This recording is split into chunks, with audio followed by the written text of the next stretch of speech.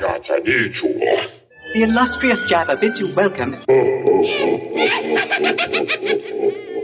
I'm going to regret this. I'm Pete Mitchell. He's Peyton Jones. And this is the Church Planter Podcast, brought to you by Church Planter Magazine.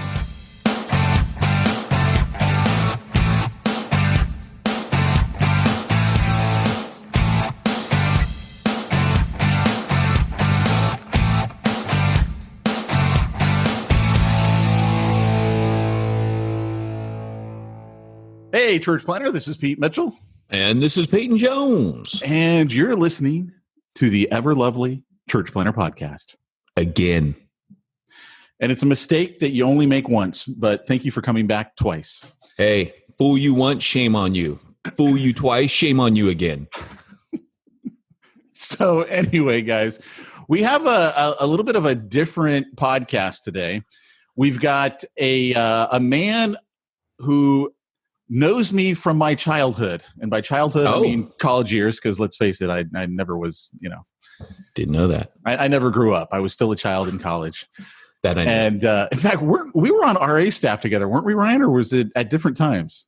No, we were. Yeah, we were together. Yeah. Can you believe I was an RA at Biola University of all places? What's RA?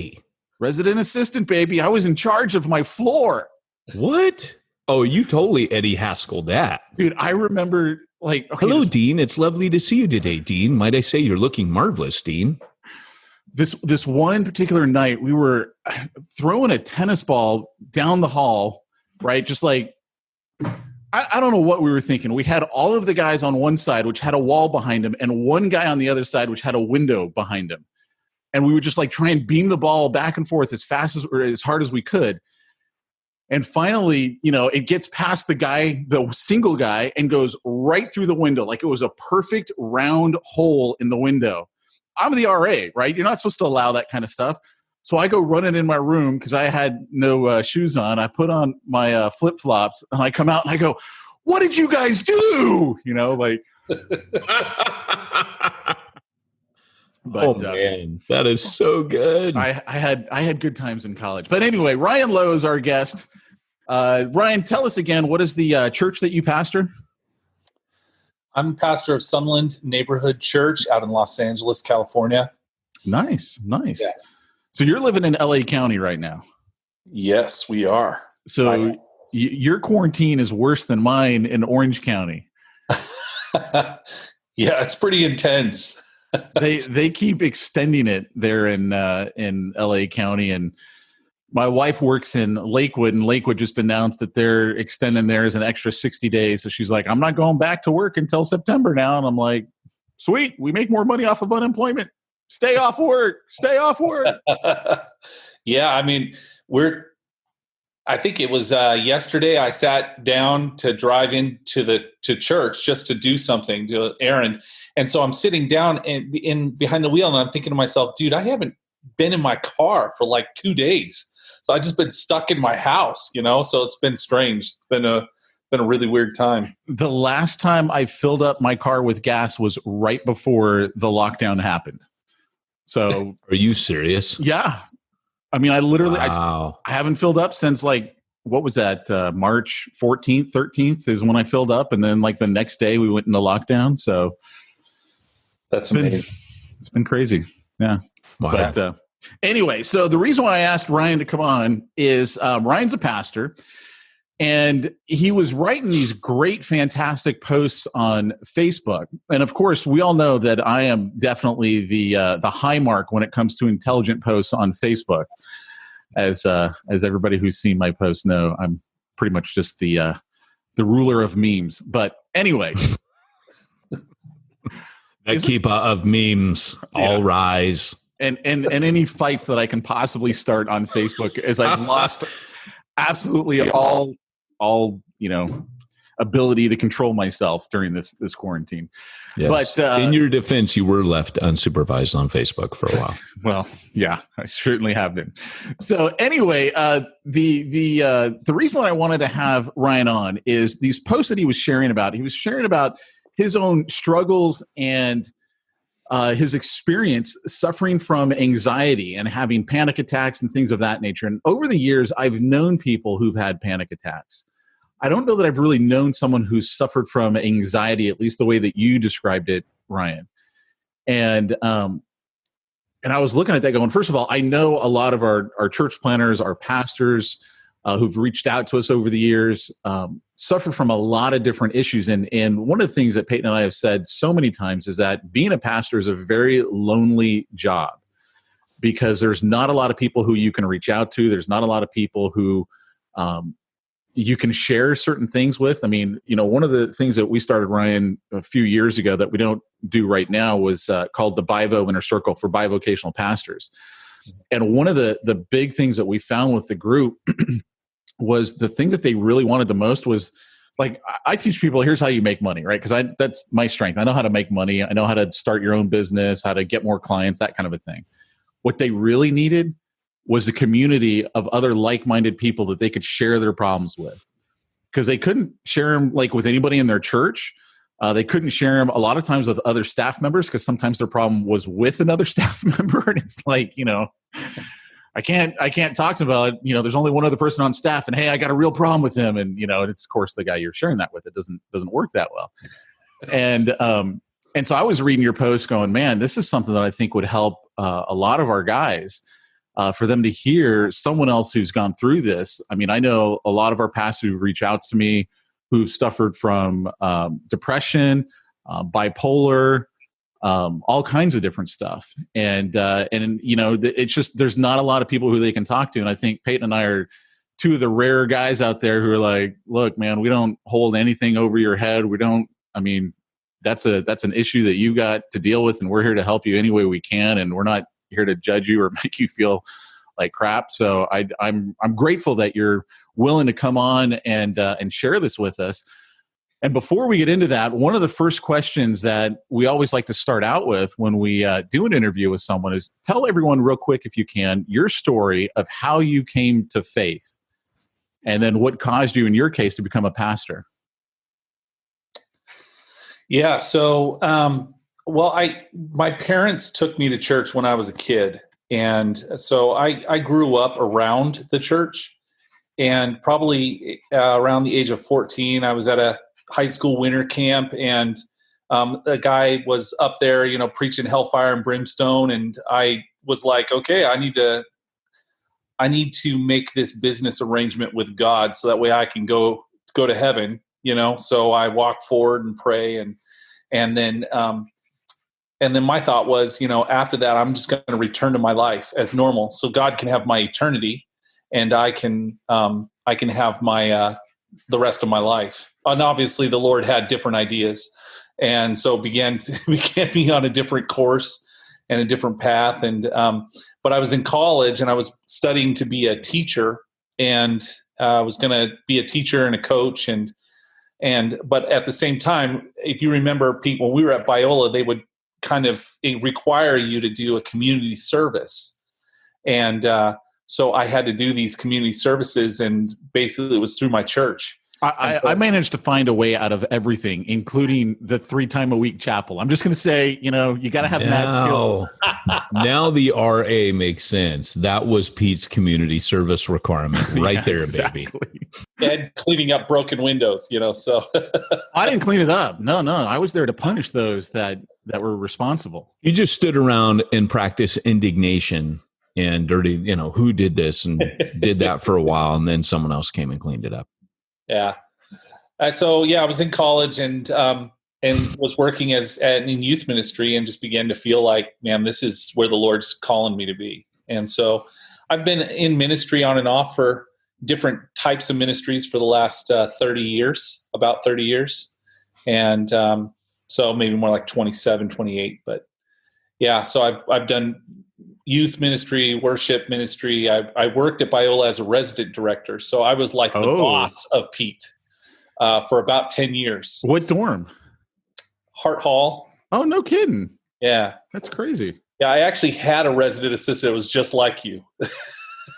So a good quality person, someone who is proud to be a resident assistant, no doubt. Yeah, I did his wedding. They have 2 kids. He's a lawyer now. So he was the smart version of Pete. I got you. All right. That's cool. Hey, one of the things too that I read on your Facebook that I thought was really interesting, you were sharing about you were a youth pastor and you really were questioning your own faith, questioning Christianity. And the way you wrote it on Facebook was something along the lines of, is this Jesus thing really real? All while you're still a youth pastor at the same time. And then you found Ravi, what's his last name? Zachariah. How does he say his last name? Yeah, it is Zacharias. Yeah. And a lot of those things really made sense to you because you were like, man, maybe as a Christian, I'm just supposed to forget all the tough questions and not ask them, because I'm just supposed to take it all on faith and that sort of a thing. Tell us a little bit about that journey of just that questioning the whole Christianity and is this real? That kind of a thing. Yeah. For me, I think I'm a pretty skeptical person naturally. And so I definitely think I'm the kind of person who could easily fall for conspiracy theories. But then at the same time, I'm also someone who would look at it and go, no, I don't think so. I have like a deep skepticism towards people, and that makes me susceptible to conspiracy theories. But then at the same time, I have a very skeptical side towards, I don't believe much of anything. I'm a pretty kind of a difficult sell in that sense. And so I think with Christianity, I grew up in the church. And so there was this sense of like, this is who I am. This is my identity. And so as I was growing up and, I grew up in a Baptist church. And so there was I felt like there was just a lot of messages that would kind of come through my upbringing that were just kind of like, hey, listen, faith is something you have to have. And in spite of all the overwhelming evidence against what you believe, and then growing up in the world that I grew up in, which was basically, a lot of skepticism all around me. And I'm a natural skeptical person too. And so I think as time went on, it grew harder and harder for me to hold this position of Christianity while I was inside my mind, there's just more and more doubts that were building up. And then there's this voice of saying, hey, you don't really have a right to question God. You just, just trust, just faith, just have faith, So I think that was probably something for me that really hit me in college. And there were several books that really came my way and that started helping and then really started hitting me after college. Like when I left, and around the same time, I started having I started dealing with sexual addiction, and so it was just a lot of my woundedness as a young man, and a lot of my everything just seemed to come together in a perfect storm at that point. There was doubt, there was addiction, and at the same time, I'm a youth pastor, so right. So I'm dealing with all of that stuff, and Ravi Zacharias' work just really came in and was a huge ministry to me because I didn't really realize that there was a great deal of rational defense for the Christian faith. And so to me, it was just this huge moment of discovery, to sit there and just go, Lord, man, this is awesome. I can actually, there actually is a problem or an answer to the question of evil and suffering in the world. I don't have to just sit there and go, well, God, I don't know. I don't have an answer, but I just believe, and that it was so comforting to my soul, and I often say nowadays, apologetics to me isn't so much about defending the faith as it is, although it is, but it really, for me, it creates a deeper worship of God because I find that I'm just more in awe of him. Like when I look at science and I look at philosophy and those things, and Ravi Zacharias is a huge part of that journey for me, just huge. Mm. Just resonating with that. I think it's why people look at C.S. Lewis and they hear someone intelligently communicating about something that, really at a certain stage, everybody has to make a leap of faith. And I think what people that are secularists try to present is that they themselves have not made a leap of faith, that somehow rationality leads them to the faith that the world created itself. And that is a faith, because as you cannot prove Christianity to be true, you cannot prove the secularist position to be true by rationality. And so, everybody has to make that leap of faith. I mean, I think Christians, if we're honest, we look at the historical claims, we look at the evidence, you still have to make a leap of faith. You still have to interpret that evidence and make that leap of faith. So no one could ever be rationalized into it. But to hear a rational appeal, Christianity is rational. My best friend from childhood, he went on to become a Reformed epistemologist. And for those of you that don't know what epistemology is, it's the study of philosophy, which the discipline is, how do you know what you know, right? Like the validity of belief systems. And he actually lost his faith at a certain point, where he stopped believing in God. And he went into epistemology thinking, I'll go in and I'll believe in God. By becoming a reformer, it'll help me because I'm really struggling with my faith. Turns out, like so many people, his wandering away or his crisis of faith was more emotional than rational. Mm. And so in a way, he kind of came to the point, well, it didn't prove it for me. But I remember when he's now since come back and, full speed ahead going for the Lord. But You froze. I froze? You're back. What? You froze. I didn't freeze. You froze. Dang it. How much did you lose of what I said? No, it's just like the last team ahead. Yeah. It was like I broke down. I cried. It was beautiful. I can't reproduce that moment.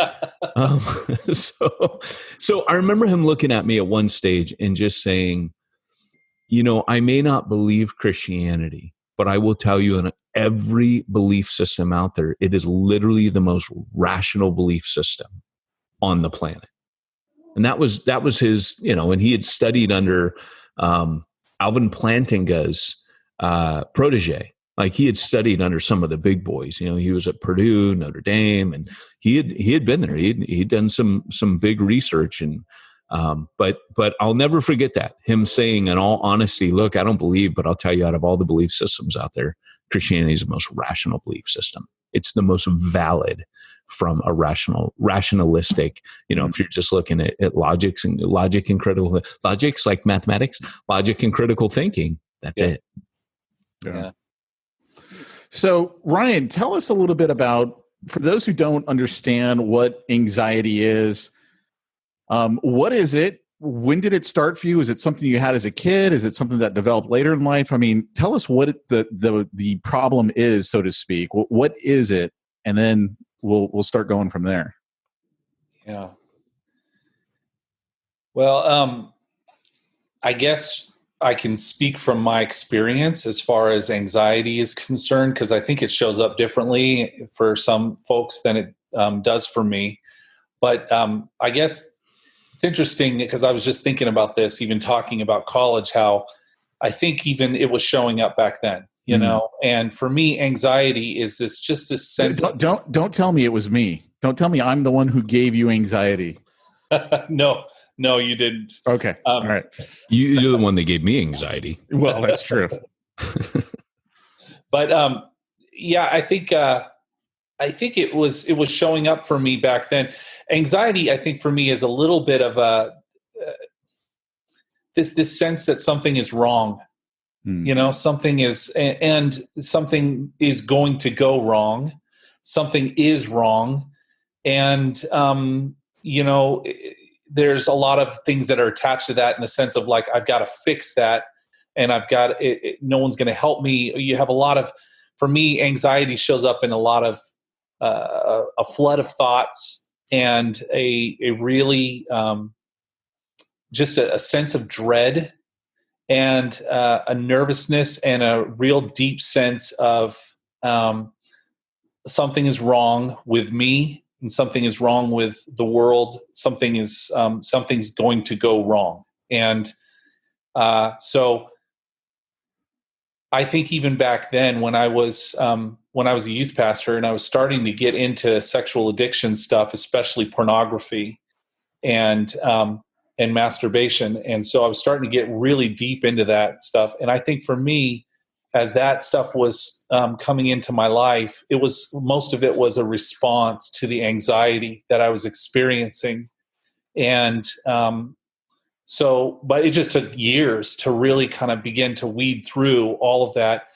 And then over the last 5 years, the anxiety has really hit hard. Pornography is not a part of my life anymore. And that's not to say it isn't a temptation, but it's not a part of my life. And what I Can I pause you for a second there? Yeah. And just highlight that I think that's really important, Ryan, that pornography is not a part of my life. It doesn't have to be a part of your life. And I think that in today's culture and society, it's funny because pornography and anxiety go hand in hand. The more, it's like drugs. The more drugs you do, the more your anxiety gets worse, right? You take it to deal with the anxiety. When you come off that drug, it's worse. It's the same with pornography. The more pornography that you dive into, the worse the anxiety gets. And you do the pornography to deal with the anxiety. But I just want to highlight that because I don't think we hear that enough, Ryan. Somebody saying, yeah, it was a thing and it's not anymore. And I just think people need to hear that is possible, that freedom from pornography is real and it can be the greater reality, even for someone just completely immersed in it right now. So thanks for sharing that, man. Yeah. Yeah. Well, no, it's a huge part of me getting out of and starting to get some victory with pornography was the fact that the Spirit really intervened and said, you need to start telling people. And the first people he told me to tell were actually some of my students in my youth group, which was really, I'm not sure I would advise that to people, but in my situation, in my specific situation, that was what God had led me to do. And so I told them, and we had this big moment of everybody confessing. It was like a big confess-a-rama as a result of that. And from there, this was like, I don't even know, 20 something years ago, we started, doing an accountability group. And I mean, those things have been around forever, but back then for us, it was like, we didn't really know. We're just like, maybe we should meet and kind of talk about what's going on. And, and then for me, it was just like, I need to I want to know what's happening with me. And that's like a big question that's been true for me ever since. It's just like, Lord, I want to know what the heck is going on with me. Help me understand my own heart, search my heart, And so I guess to answer your original question, Pete, I think anxiety is just this feeling, for me, the way it shows up is this feeling of dread, this feeling of something is wrong. I am wrong. I have to fix it. No one's going to help me. And if things aren't turning out the way I want them to, that's my fault, and it's something that I did. It's, and then the physical symptoms for me are, just this general feeling of of dread and also of, I can't breathe. And so that's the one that's really terrifying is, I feel like I can't get a satisfying breath. I feel like my chest is stuffed with cotton. And so it's like, I'm trying to breathe and I just can't get that deep, satisfying breath. And, or, you get dizzy. That hit me when I was preaching. I thought I was going to faint. It was just terrifying, and everybody in the church just kind of sat there looking at me like going, is he going to faint? And I'm thinking to myself, if I lean back too far, my head's going to fall off my shoulders. I'm going to faint. I'm going to collapse right here in front of everybody. And so the chairman of my elder board, he's thinking, Ryan, just sit down on the steps, and I'm thinking, if I sit down, I'm going to faint. So I'm just holding onto the pulpit for dear life and gutting it through this sermon, So anxiety just shows up and it can be quite overwhelming and especially those panic attacks.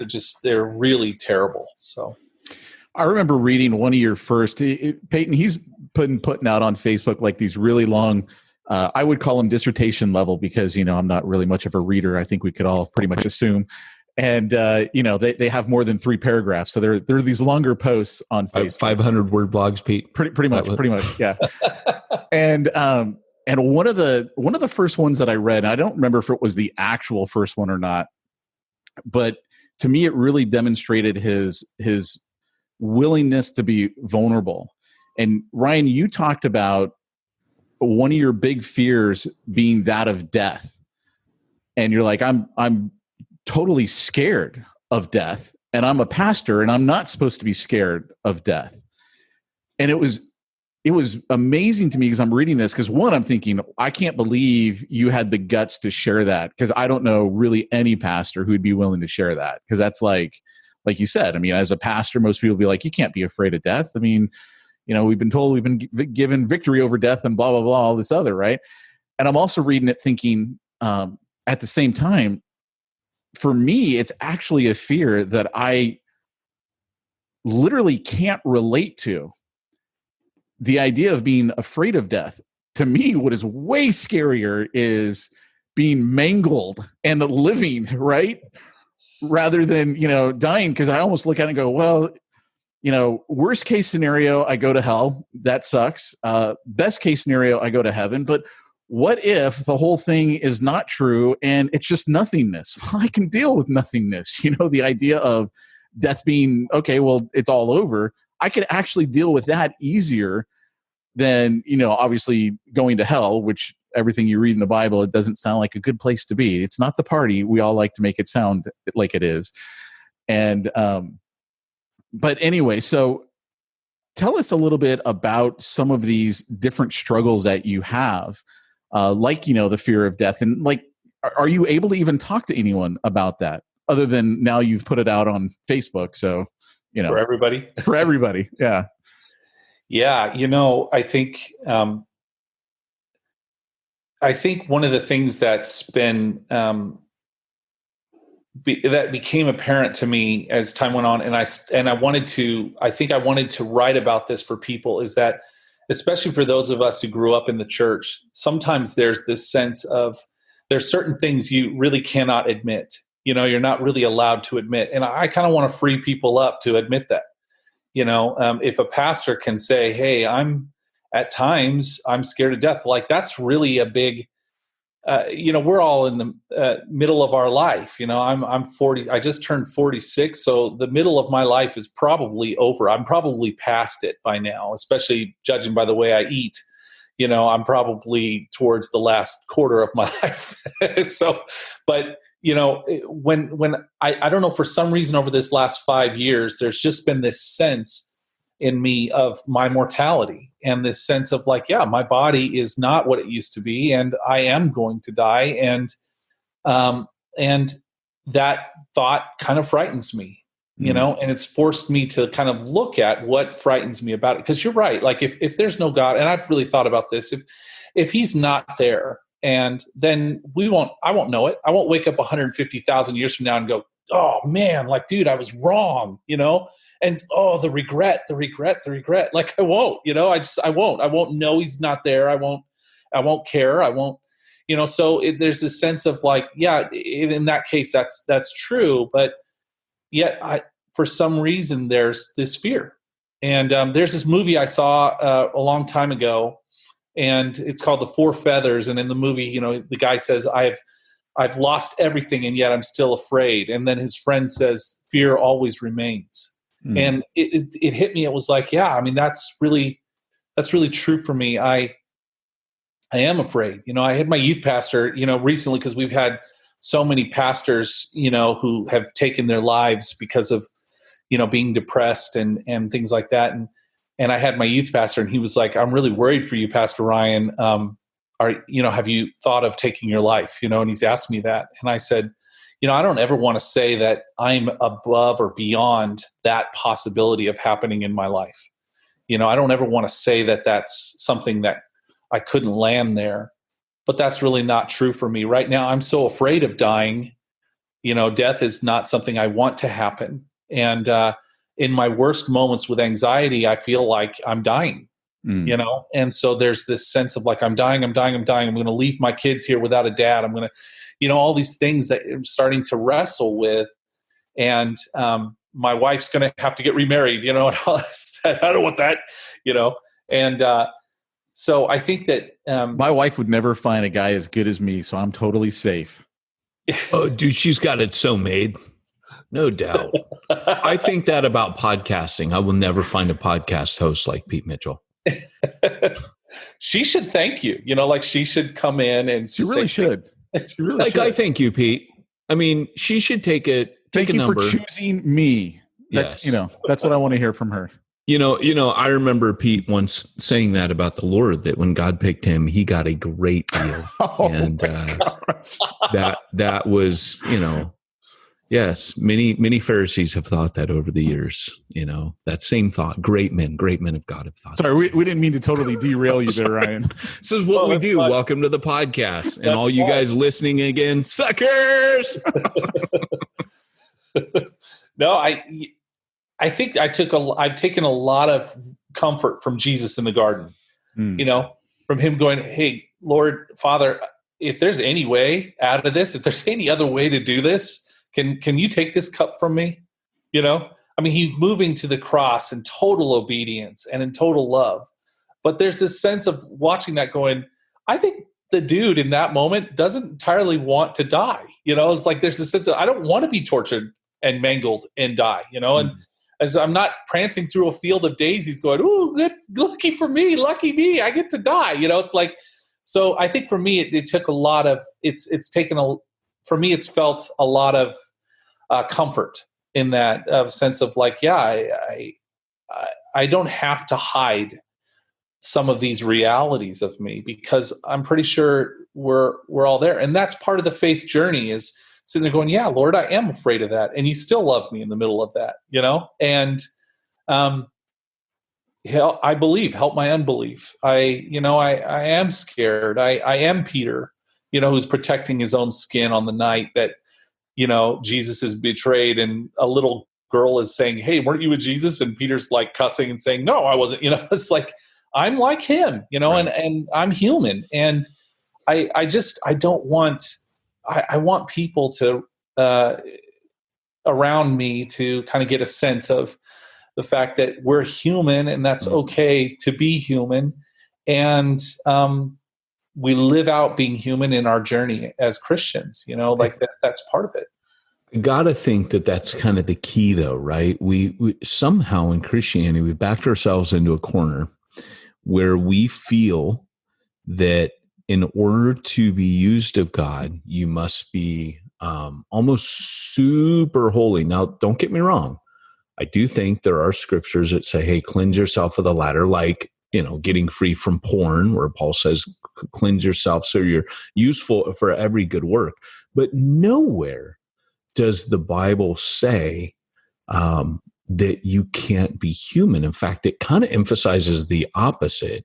So like Paul, he can't really get going until he has that thorn in the flesh, like until he's kind of broken, right? Like wouldn't you say we're a lot like horses, where God has to break us?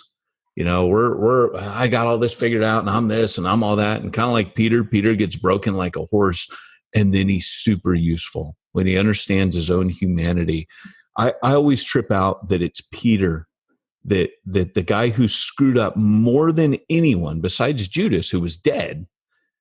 Peter, I mean, you couldn't screw up any worse than Judas, but like I said, he was dead. But the one that was living, that no one had screwed up like Peter, he is the one that gets to stand up at Pentecost and preach. And you kind of think, well, what about John? Like Peter did, what about him? Well, the reality is that God's like, no, I did a work in you. I showed you who you were. So that, and Paul says that, didn't he? That the humanity, my own humanity, I will boast in my weakness. Now I know who I am. I know my weakness. And this is Paul. And I don't think this gets emphasized or preached enough, that we can be super, super, super weak, and that the power of the Holy Spirit, that treasure in a jar of clay, the one who is strong when I am weak, that makes it okay, that the Holy Spirit himself makes it okay for me to be afraid. Like Paul says, pray for me that I'd have boldness. But he's saying, I don't need this to muster up my own courage. I can be Paul and be afraid. But if you pray for me, I know the Spirit will give me boldness in spite of my fear. You know, like John Wayne said, courage is being afraid, but turning up anyways. And I think that's where Paul brought himself to a lot. And so, I don't think we hear that enough, Ryan, that ability to be human. And that's the theme I'm hearing when you talk to your kids. How do you, for the person listening, they're obviously thinking, well, you know, that's cool. Like you could do it in your youth group, but I definitely couldn't do that with my church. Because if I show my underbelly, man, they're just going to turn on me and tear me to pieces as a spiritual leader. What's been your experience with that?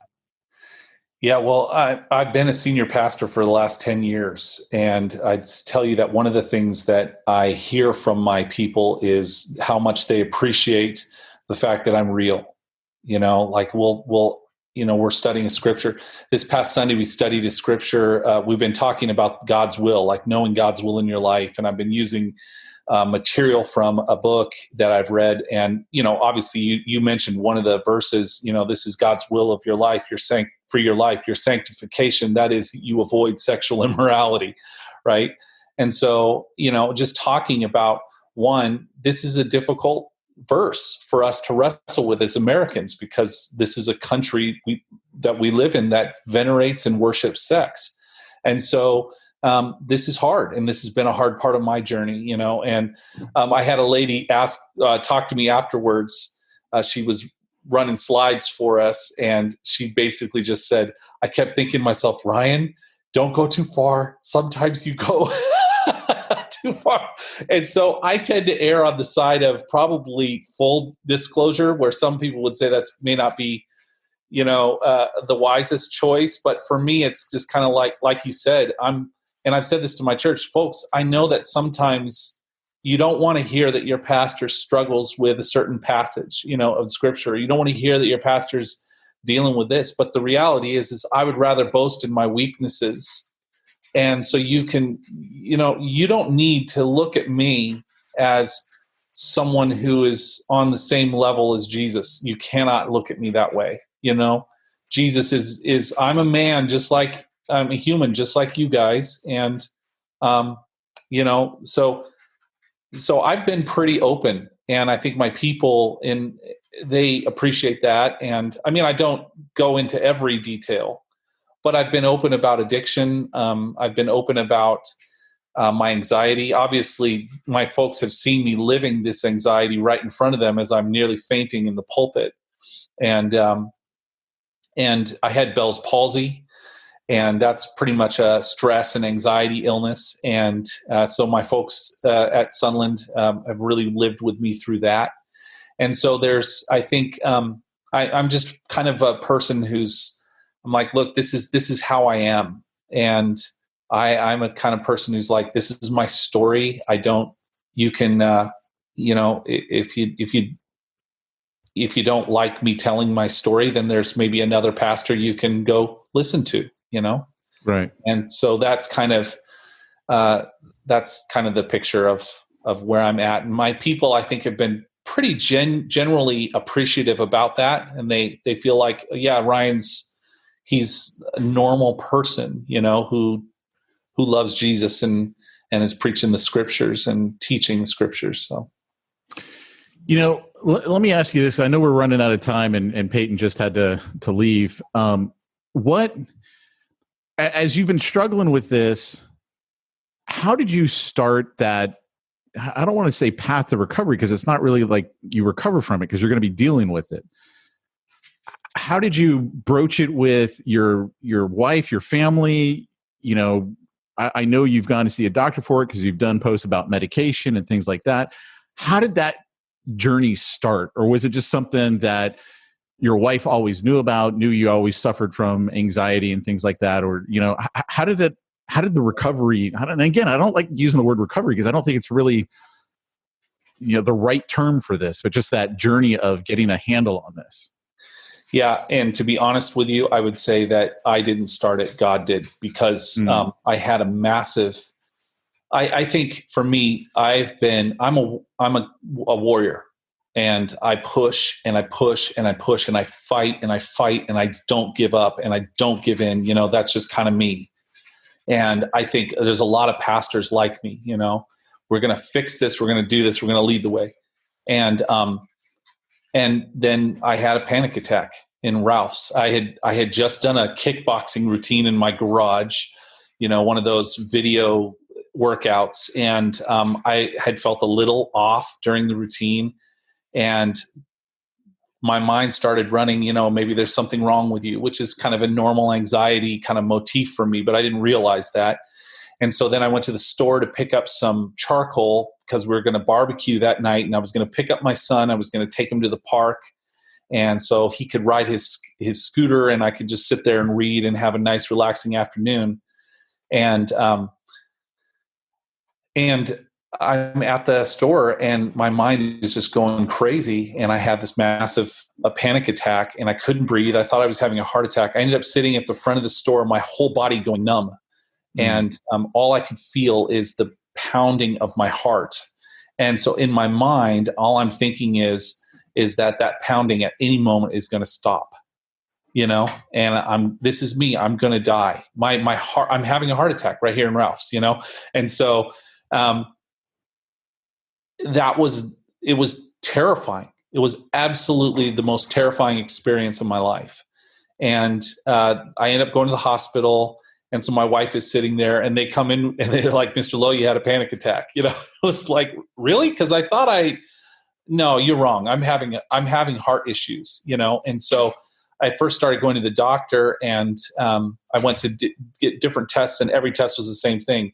No, you're probably a little bit on the obese side. You could probably lose some weight, and this is a panic attack. Your heart's working, and you've got a lot of anxiety problems, and so. It started making me really read about it, because again, I'm the kind of guy who's like, okay, something's not working out. I want to understand what's happening in my life. I want to understand what's going on in my soul. I want to follow you, Lord. I want to be aware. And so I was reading and just kind of reading different websites and Google searches on anxiety and all that stuff. So to answer your question, I think it was really God who just was kind of like, okay, enough. I already gave you Bell's palsy, so I got Bell's palsy probably about a year before that. And I talked to the doctor, and she said, this is a stress thing. And I said, well, what should I do? And she said, take a vacation. And I said, for how long? She says, as long as you can. It was like, so my answer to that as a pastor is, okay, I'll take 2 Sundays off, And then on the third Sunday, I'm leading worship and preaching, and I'm clearly not healed yet. Like my face is not healed up. The drum sounded like a hammer just banging into the side of my brain. It was so awful.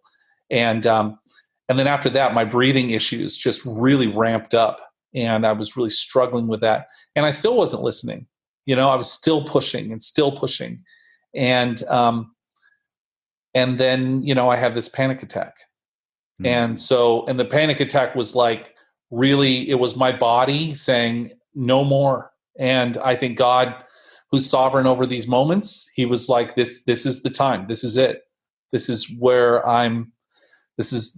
you're ready now for me to take you into this. And so it was definitely him.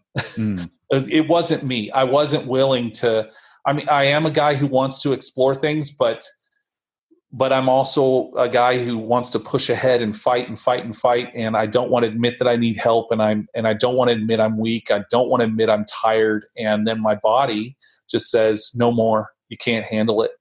And God's like, it's time. And boom, hit me. Major panic attack. And that was the first of multiple panic attacks I began to have. I had a horrible one in the pulpit, like I was saying. I had a terrible one at a concert, a Hillsong United concert, a worship concert of all places. And it was, I love going to see them live. And it was awful. The whole concert was just terrible. It was a nightmare. And so, and then I had stretches of about 6 months where it was just about 10 hours a day of just constant panic attack. And that was as I was adjusting the medications and stuff. And it was just it was really really difficult. It was Right. really, really awful. What would you Yeah. suggest to someone who is thinking, hey, you know what, I haven't been diagnosed with anything, but a lot of the things that Ryan's sharing, I can relate to those. What would you say to them would be, the steps that they should start taking right now? Yeah. Well, I think one thing is to really, really be honest about it, and find places to be honest about. I think we've been talking about that a lot in this, to really be able to have people to lean on and say, okay, this is going on with me. The Lord brought a lot of different resources for me through this experience to these last 5 years. I've had 2 different therapists through this last 5 years, plus a spiritual director. And so my current therapist has been extremely helpful. My first therapist was really helpful. And so that is just, especially to have that, has been so good for me, just to have an environment where I can, like we were talking about, just unload things without judgment. I'm not sacrificing my leadership ability, making, because I'm saying this to the wrong person. Like, this is my therapist, I can say whatever, and I think there's a lot we can do to kind of take care of ourselves and to be good to ourselves, and whether that's getting right sleep, getting good exercise, eating. Like, for me, what I eat really messes with my body. And I'm noticing that. Like, when you and I were in college, man, I was putting down probably, 64 ounces of cola for breakfast, like, it was no big deal, biscuits and gravy and Coke, and that was the beginning of my day. And it was just this constant drip all day long of cola, just put the IV in and here we go, and, well, I can't do that anymore. Like, it really messes with my body. And that's one of the, I guess you could say, the gifts of anxieties. It's kind of really tuned me into my body in a way that I've never been tuned before, where it's just realizing, how much exercise matters, and, how much learning to meditate or prayer meditatively, just learning to breathe well. There's all kinds of resources online. I know we're running out of time here. There's all kinds of resources online for this, and different. I think I've read a ton of stuff on anxiety and just working through that. Medication has been helpful for me. So, but I would say if you're not ready to go down that route, finding arenas where you can actually be honest about your journey and what's going on, and then just kind of getting in touch with your fears and what's happening in your soul. I think those are really important things. And then just kind of bringing healthy rhythms into your life. I would say that one area that has been very, very important for me has been dealing with the wounds, the deeper wounds, and the messages that I've grown to believe through my wounds. John Eldredge calls them agreements. And his ministry through ransomedheartministries.com has been massive for me. It's just been huge. I went to the Wild at Heart boot camp this past year, and it's just been really, really spectacular for me to really get into the messages of my soul that drive me and that really push forward my anxiety. And these messages are just built, they're built straight out of my wounds. And they're a huge part of my anxiety. So for me, anxiety is this road of battling it is a multifaceted road. There's a physical component. There's a mental, emotional component. There's a spiritual component, because I think we have an enemy who is attacking. And for anybody who's a church planner or pastor, bivocational pastor, like we're just naive to think that the enemy doesn't want to take us out. That's just naive to think that. that's not what we see in the scriptures. We have an enemy who clearly hates us and is clearly devoted to destroying everything the Lord wants to do. And we are people who serve him and build his kingdom. Of course, we are enemy. We are prime for attack. And so it's not just one or the other. You don't just exercise a lot. It's having all those things in it. It's this multifaceted approach. Yeah. Well, Ryan, I appreciate all the time that you've taken here with us and to share everything that you have.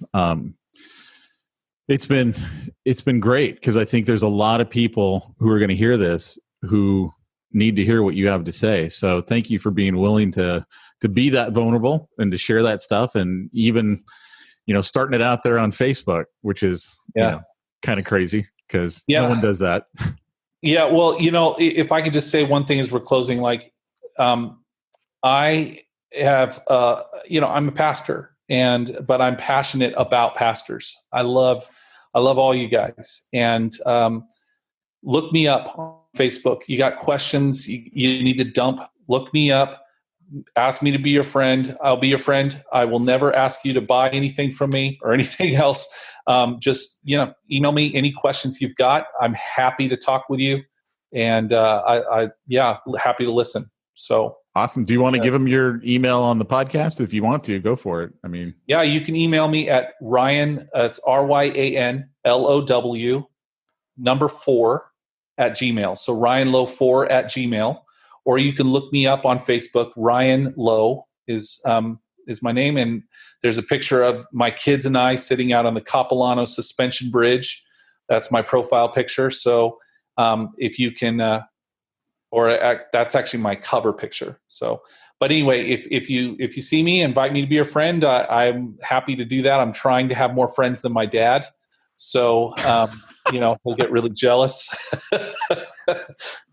I'm kind of kidding about that. So cool. Awesome. Well, again, Ryan, thanks so much, man. I appreciate you taking the time, and we gotta talk more often. I mean, once every 20 years, it's not enough, man. Yeah, I know. And well, now that I know you're in Orange County, shoot, just give me a reason.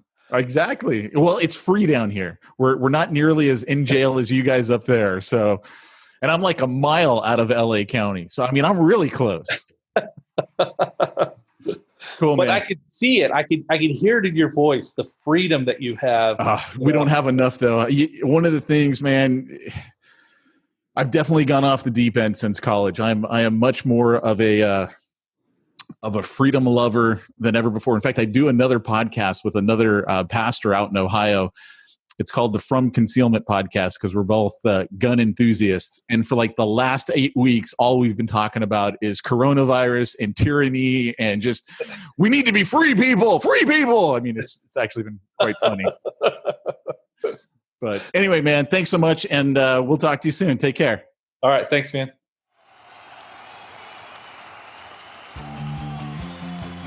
Thanks for joining us for another weekly episode of the Church Planter Podcast with Pete Mitchell and Peyton Jones. We'd love to hear your comments on this episode of the Church Planter Podcast. Visit us online and let us know what you thought at churchplanterpodcast.com. If you subscribe to us via iTunes and have enjoyed the podcast, leave us a positive review. The more positive reviews we receive in iTunes, the more iTunes will promote us to other church planners who would benefit from this show. This podcast is brought to you by the Church Planter Magazine, which is available in the iTunes newsstand or online via churchplantermagazine.com.